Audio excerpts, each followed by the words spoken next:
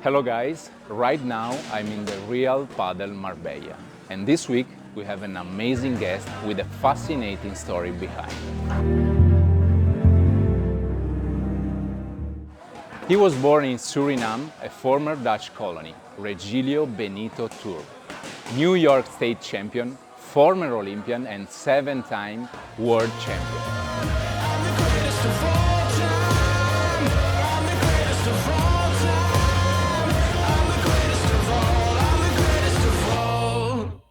And I want to take the opportunity to speak about your moving to New York, because you moved as a professional athlete. You were starting as a professional in boxing, so you had a purpose.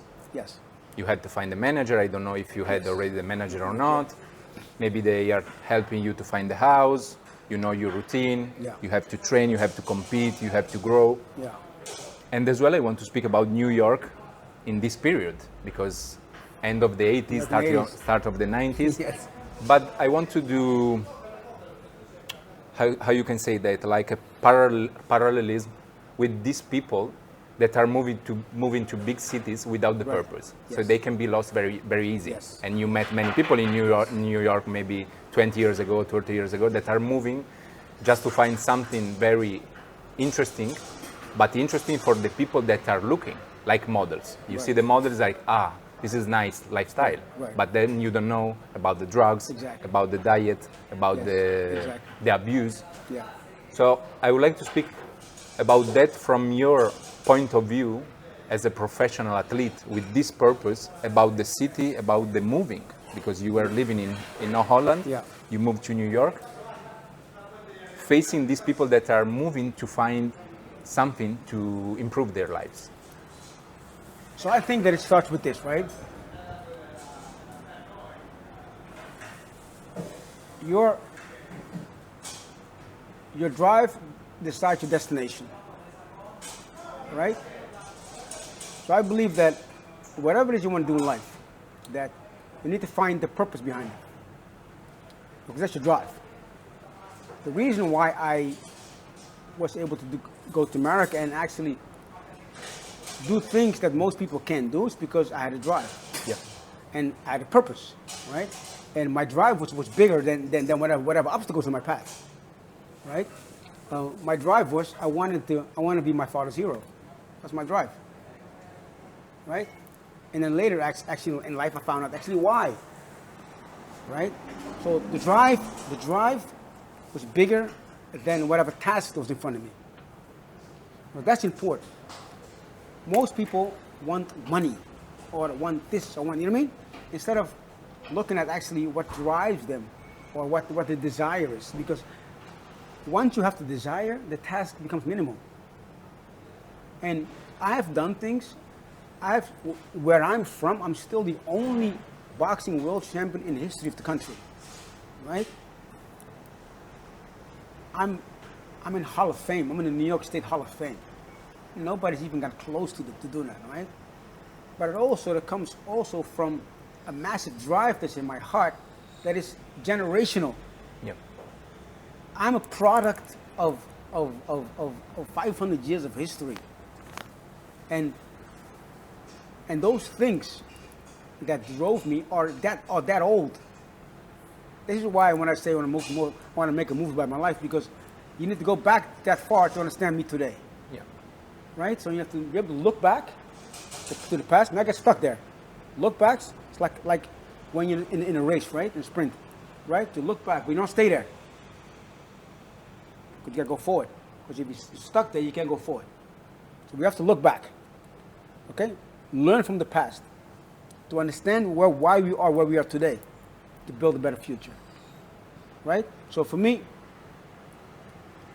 anything that a young person or whatever person wants to do is first figuring out what drives you, what is within you, what is that you find important, what makes you smile, what would make you get up with a day smile.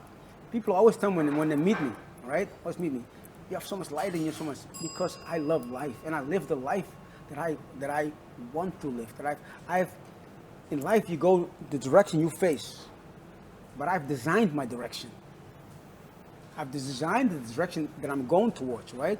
And I've used all the great things, all the lesser things, all the painful things, all the mistakes that are all necessary to build a path to where you're going, right? So for me, it's whatever people do is understanding you first, understanding what makes you tick, what makes you want to, get up in the morning. Like my 50-year plan is this. My grandfather,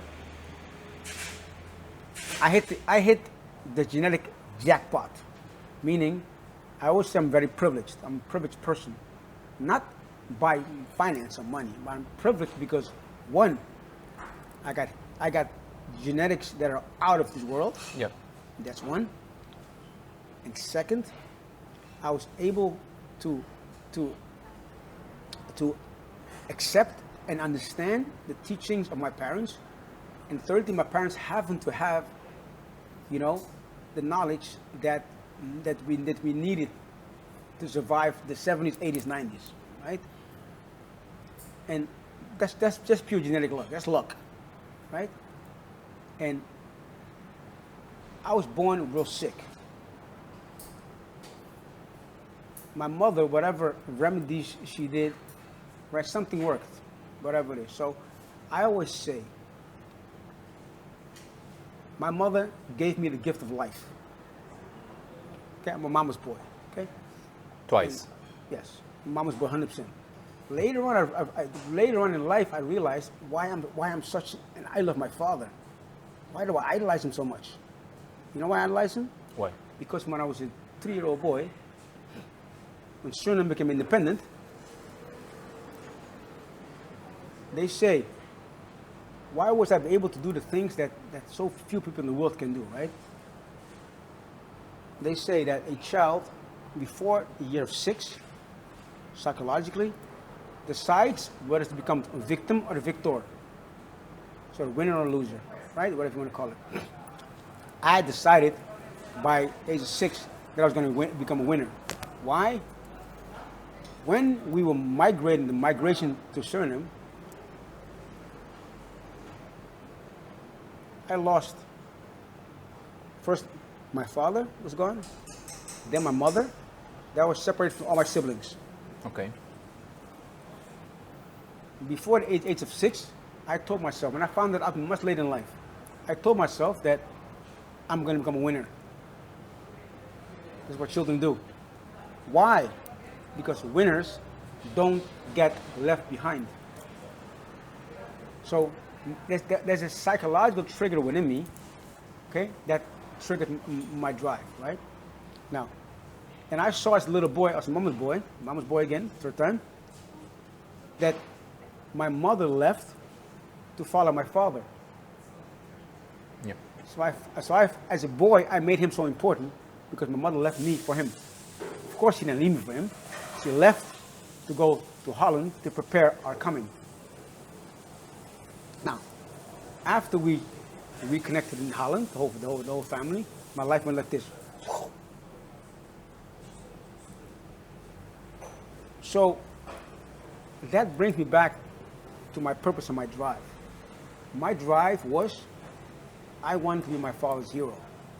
But actually, because my mom left me at a young age to go to my father. As a 40-year-old child, you don't know what's going on. So I understand my own drive very well. Later on in life, it made it even more clear. So I understand where my focus and my purpose comes from, right? And I think for everybody that's anything, that is your beginning. You have to understand within yourself, and if not, make it your priority to understand the things that are important within you. And I think that's very important for the youth today, because the youth today is so, they're so pulled in all different directions, right? That it's hard for them to understand actually what makes them, whatever makes works actually really works for them within themselves, right? And hence, we're looking at LGBT, these different groups of youth that are looking for identity, right? I think that's one of the things that's important, for especially young people, also older people, to go back to themselves and not try to understand what makes them tick, where the things that drive them actually come from. I think that those where the answers are. The main point is that many people, they don't know who they are. So they look for external inputs and they go in this direction because they see, for example, the life of the boxer, the life of a model, the life of a famous and rich people, but they don't know really how they are living, how they built this path and this career. But there's a reason for that. And the reason is because society tells them that. Society tells them you have to be like the model, you have to be like the successful athlete, you have to be like... So society doesn't tell them, look within yourself first. Okay? I have so many people that I know said, I want to earn a lot of money. So listen, first of all, if you haven't developed yourself and developed to be a good person or a nice person or a happy person, all right, money is only going to make it worse. Yeah. All right? Because if you're unhealthy and unhealthy, you're only going to be unhealthy and happy with money. Now, money is a great tool. I'm not anti-money, okay? But I'm anti the fact that people don't see that by becoming a certain person, you attract all those things. Exactly. Therefore, you need to become a certain person and not just look at the things. This is fascinating because I'm thinking now, realizing through you, through the interviews, through my life, speaking about the project, this empire, the original empire. And life is like a wheel. And if you look within yourself, and as you told before, you write in the paper, you write in your mind, and you say, I like to stay in nature. I like to be a farmer. But I don't want to work as a farmer because now in the society, the farmer doesn't look good. It's not cool. So we cut our legs because we don't go in this direction to be happy in this moment, because later you can be an entrepreneur, we can sell fruit and vegetable, you can do many things. But we are like avoiding this direction because it's not cool. So this is a bit worrying because we are not... let me push on that. Let me push on that a little bit, okay? What's cool? What society is pushing. Not to me. Exactly. To me, society, you can only go in life the direction you face. You can't walk that way with your face that way, right? So our lives are directed by our philosophy. What's philosophy? Philosophy is the things that we believe to be true. Whatever it is, we believe to be true. Understanding that 80% of the people are sheep, are followers, is a very crucial, important point.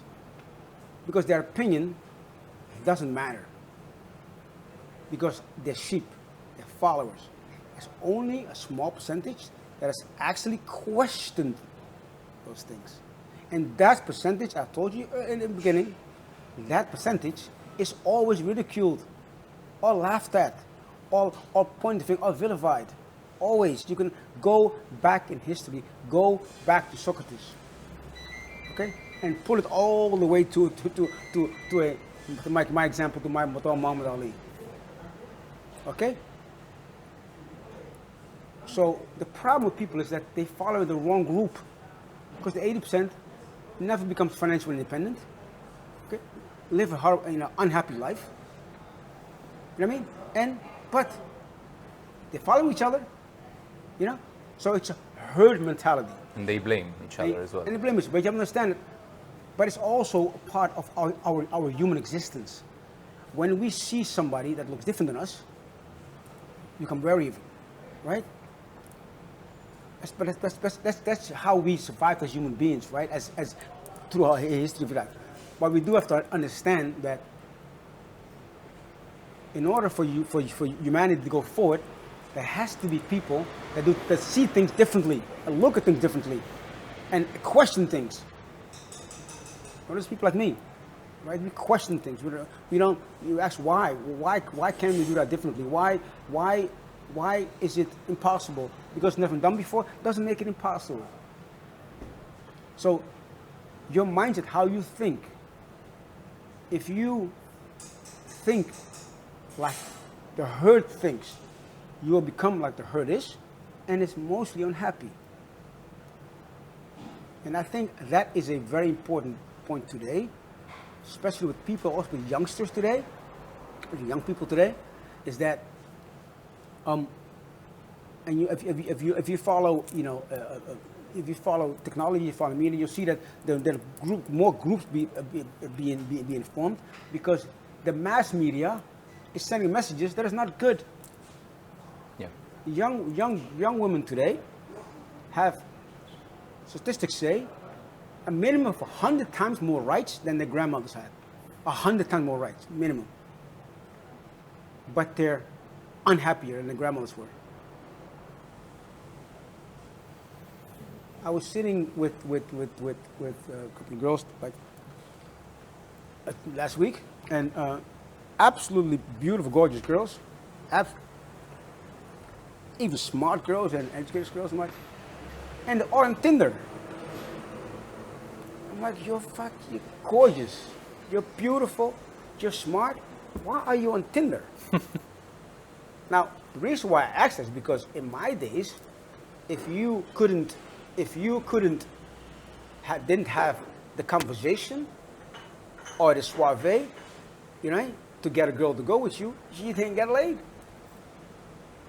Simple as that. Yeah. Now it's all comfort. It's swipe to the left, swipe to the right.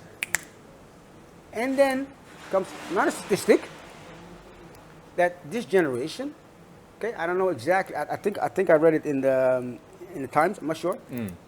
That actually, with all this stuff, this generation has less sex than my generation. Has less what? Less sex. Sex. Statistics.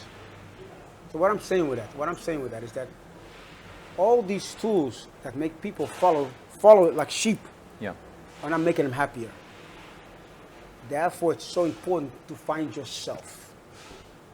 I don't care if you LGBT, who gives a fuck? Let's get my friends. Okay? As long as you are truly that, and not somebody told you that you have to be that, or it's popular to be that. If it's truly, I have a gay little brother. Who gives a fuck that he's gay? I grew up with my gay, so? I don't know any better that he's gay. I don't see why that should be a problem. Because that's truly him. You know why it's truly him? Because he tried everything not to be gay. Guess what? You can't ungay.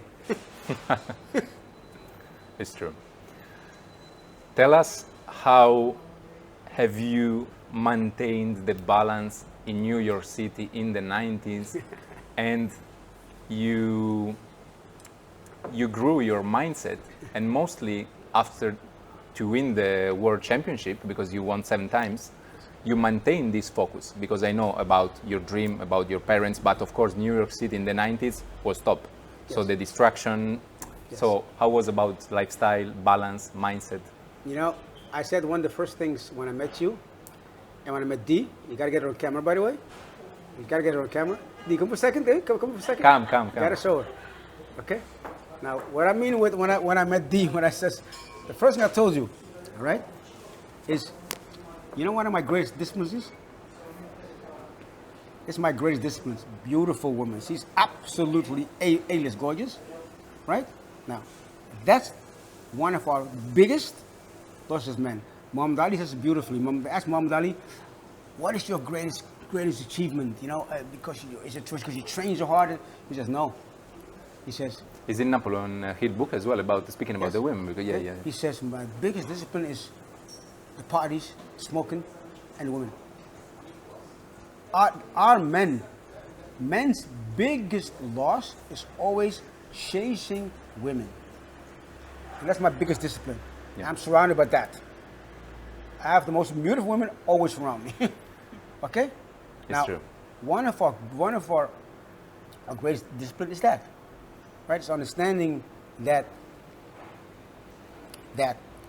nobody has lost money, okay, chasing success or chasing yourself.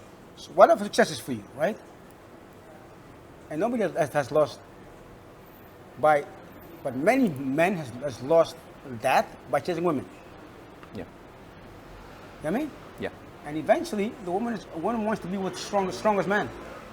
The strongest means here, right? And of course, today you have to have financial security, but women don't per se, all women, want per se the billionaire. No, they want somebody that's strong within himself, okay, and can give the strength, pass it on to her, okay, getting from some of her strength, okay, finding the right combination between the two, and then give it to the children.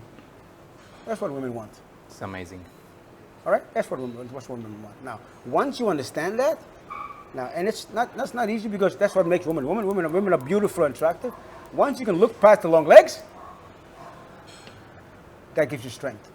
That's one of my strengths. One of my strengths is that I can be among the most beautiful women. But I also know that I grew up in a cookie jar, right? Yeah. I grew up with my hands, in cookie jars. So now I'm at the point that I don't have to grab every cookie. No, I look for the quality. My father told me when I was young, don't chase the girls. Chase an amazing girl. Find the most amazing one. Not just that she looks good. Yes, eyes, have desires, right? But find one that fits the things that you want. So again, it starts with you. It starts with what you want, what your desires are, what in life, and find somebody that emulates that. At a certain point in life, life's going to ask you who you are. Yeah. And if you don't know the answer, And life's not going to once. tell you. Yeah, it's so It's true. going to tell you. Life's Right. going to ask you who you are. If you don't know the answer, life is going to tell you. And then who when you that happens, you're going to have to live by it. That's true. That's so deep. It's so deep. But that's how deep you got to go. You have to go deeper in yourself. In order, if you want to be with somebody else and you want to give somebody else, you have to understand yourself first, right? That you don't give away the wrong thing or attract the wrong thing.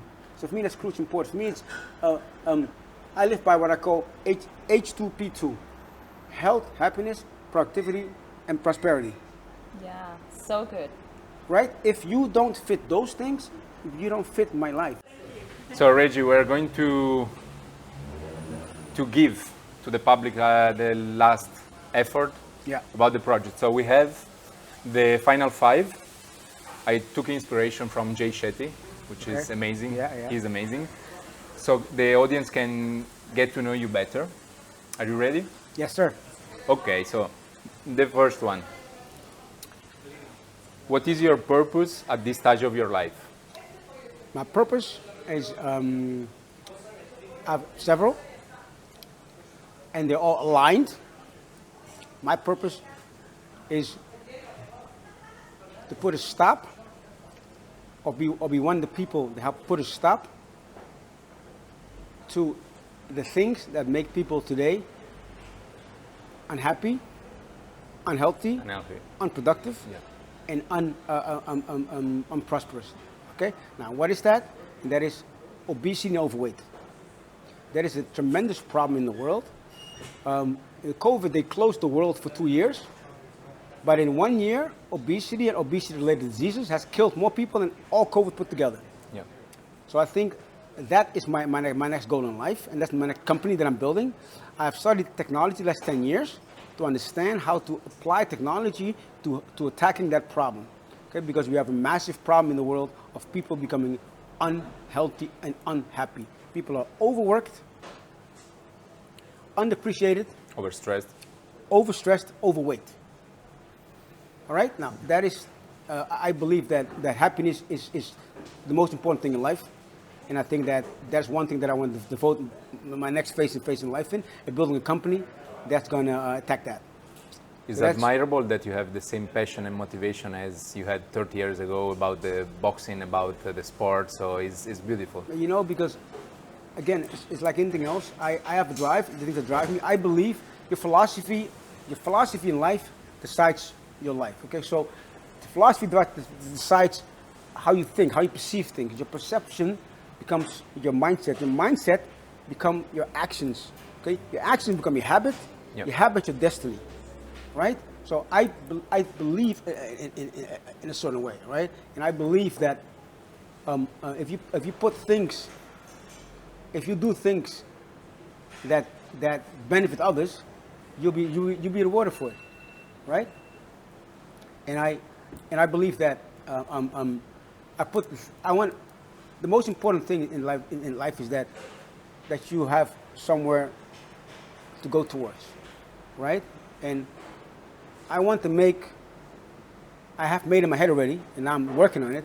I'm making my future bigger than my past, as I told you. This is the sentence you told me. Right. I was amazed by this Right? Now, motivation that you have. And that starts with, again, I was given life. My mother gave me the gift of life because the doctor said at birth, I'm not going to survive. Yeah. Then the one day they said he's not going to survive. At 2, he's not going to survive. 3, then 3 they said, oh, maybe he'll survive, but he'll never be able to do anything.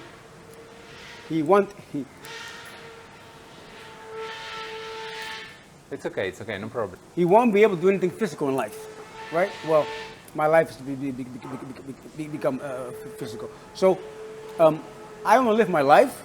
So my mother gave me the gift of life. Yeah. The way I live my life is a gift to my mother. All right? Now, and one of the gifts that she gave me is genetically. My grandfather was 97 years old. I want to beat him by 1 year. So I'm going to become at least 98, all right? And in that period, okay, not just 98, but 98 happy, healthy, prosperous, productive. And you can only do that if you become a productive part of society. And this is one of my goals. Amazing. Thank you. Thank you very much for sharing these beautiful Thank thoughts. you for having me. We go for the second. What is the best advice you have received? Just, you can pick one, the one that you feel. Well, the greatest advice I got in my life is what my father told me when I was a young boy. When people tell you that's impossible, ask them why. And they're always going to tell you because it's never been done before. It doesn't make it impossible. This is huge. Very inspiring. But I was privileged to hear that as a young boy. We go for the third. This is nice. What does the word self-love mean to you? Well, self-love for me is, I'm a pantheist. Okay, pantheist means this. Have you ever heard the African word Ubuntu? No. Ubuntu means this. Ubuntu in Africa, Ubuntu is when, in Africa, Ubuntu means one person dreams for everybody. Okay. Because I believe we're all connected. Right? We're connected to each other. And if you do something positive, you're going to get it back, right? And might not you, might be your grandchildren, right? So I believe that the universe is connected like that. Like if we kill an animal, that's consequence there. If we destroy the nature, there's a consequence there. Yeah. All right? So self-love for me is love for the universe, love for our environment, love for others, love for the world. Because if you don't have that, so they say this, in Africa they say this, okay? Ubuntu means that we dream for everybody, because a pantheist means that I believe that nature is God, and God is everywhere. Yeah. So if you love yourself, you love everything. And in the West, people only dream for themselves.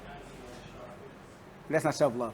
Self-love is if you dream for everything and everybody and the world together. This is beautiful. It's like an upgrade. I'm not just loving myself, but I love the universe. So I do the good for Because everyone. you have to understand how the universe works. Yeah. Amazing. The third. What is the question you ask yourself most often? The question I ask myself more often, I challenge myself a lot. And the question I ask myself more often is people often say, I can't do it. It's the wrong question to sell to yourself. I always ask myself this: how am I going to figure it out? Yes. Now I can't do it. How am I going to figure it out? You ask your brain that, your brain now is go searching for solutions, and you'll find them then. Beautiful. The last one, not the least. What are the 3 essential life skills to succeed? First of all, okay, in my opinion, it's not the skills that the West has shown us. Because if you look at what the West has done, okay, it's almost destroyed this world. All right, so these are not things that the West would think or would agree with me are important, okay? So number 1, you said self-love, but self-love means love for everything and everything around you, Yeah. okay? Number 2, self-knowledge, okay? And number 3, understanding that when you do for others, you do for you. So they're all connected. It's very similar to our previous guest, Rafa. He responded like very similar, and it's unbelievable because there is this energy about the lifestyles and the response that is inspiring me about to make good for myself, for the environment, for young people, for the old people as well. I believe that what they say, birds of a feather eventually flock together. You know the old saying, sit with winners, the conversation is different. And the reason why you and I clicked before we spoke is because you have that mindset. Yeah, right? That's true. And that's why the people that you're going to connect with have that mindset and that energy. And if that energy is not around, the mindset is right, the click won't be there, and the conversation won't be, what it is. Sit with winners, the conversation is different. We didn't speak a lot about your sport career, but this is on Google, so people know already that you are a true champion in life and in sport. New York State, European, 7-time boxing world champion, in the Boxing Hall of Fame, former Olympian. Speaks for itself. Yeah. Regi, thank you very much. Thank you very much, man. I hope to come to New York very soon. Yes, you guys, I have to come to New York, absolutely. Thank you. Absolutely. You love New York because New York, for people like us. In New York, you don't go, to find yourself, you go to create yourself. Yeah. That's why you will love it. Thank you very much. Thank you so much.